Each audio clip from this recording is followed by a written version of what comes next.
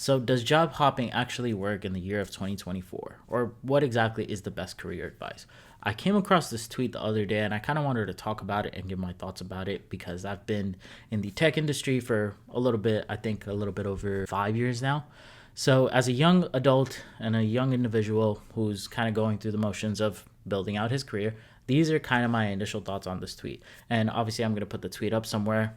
I don't know where, but if you're listening to this on Spotify, just real quick, I'm going to read it out to you as well. I switched jobs. So the original tweet says, kids these days switching jobs 2 or 3 times in a year. That's not how you play the game, but okay, that's the original tweet. But the tweet that I'm talking about says, I switched jobs 3 times this year and my salary went from 41,000 to 53,000 to 80,000. And I'm now remote with better benefits. Don't ever listen to these assholes. Now, what is this person talking about? They're basically talking about job hopping and how it actually works, and it will dramatically increase your salary over a small range, a small period of time. Now, my initial thoughts are that 3 times in a year is a lot. I'm very surprised that this person is even getting like job offers like that. But now that I kind of look at it, I see that that tweet is from 2021. And that is basically when the pandemic was happening. And that's when, all these tech companies were just over hiring. And obviously in the beginning of 2024, which is now, we saw a lot of tech companies actually laying those people off. And that's really just the nature of the job market and the economy in general. Sometimes it's up, sometimes it's down. Now, I will say though, there's a lot of truth behind job hopping and increasing your salary significantly because of that. I think that there's a study or something that says that job hoppers actually get paid over time 50% more than people who just stay with the same company and, just kind of grind out and climb the corporate ladder within the same company. And 50% is a huge difference. Just imagine the lifestyle difference that you'll have when you make $35,000 versus $70,000. It's a huge lifestyle change. You can afford so many different things. Now, obviously, it's not just 1 year, it's not just 2 years or 5 years, it's over the course of your career. But regardless of the length of time, that's still a lot of money that people are leaving on the table. Now, here are some career advice that I can potentially give to people who are just either starting off in the career or just, graduating fresh out of college or basically are like in that entry to very mid-level or like the second level of, getting their promotions.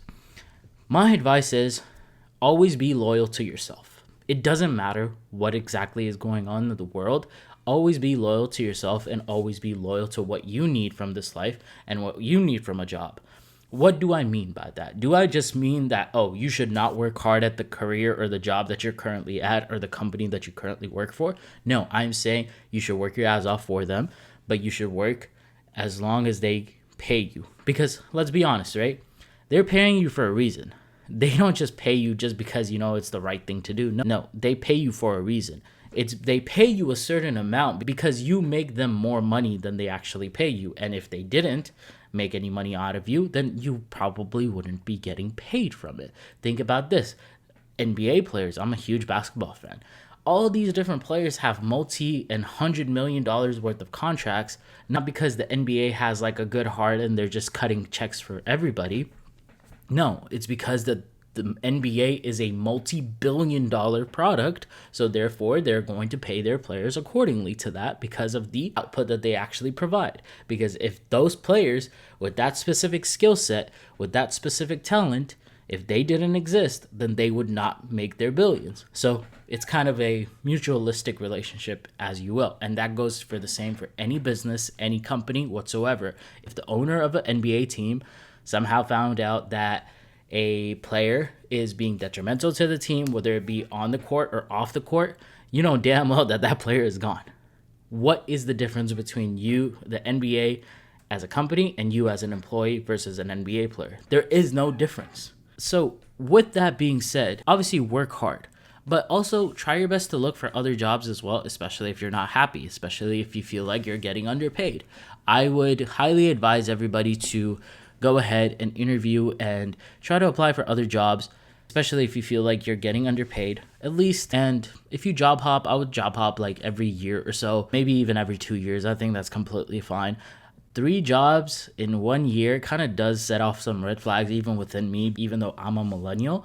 But I will say that this tweet is from a time that was absolutely unprecedented. The job market was just insane at the time, and a lot of people got paid stupid amounts of money to do absolutely nothing. So take this with a grain of salt. Make sure that you know that every single advice that you hear from the internet, you kind of frame it in a way you understand that what exactly was going on in this world. So does this still apply to today in 2024? Absolutely. I do think that job hopping will really increase your salary in a very short span of time, but I do think that you need to be very careful with it as well, because the last thing that you want to do is you change your job and you get another position at another company, and it's a startup, it's very lucrative, and you basically went from a 70,000 salary to a 100,000 salary, but now that startup is shutting down, or the startup didn't actually raise any money. So you're out of a job at the moment and you're unemployed, and your costs are still there while your salary is not. So sometimes, hey, if you have great job security at the job that you're currently at, maybe it's worth staying for you, and maybe that job security risk is not worth you taking another job. So weigh your options, weigh your pros and cons for every single job. But I will say, don't ever show loyalty to a company and put their desires and their wants and their needs above your own. Because at the end of the day, if the profit margins of a company are down, do you really think that they're actually not going to just fire you on the spot? I promise you they will.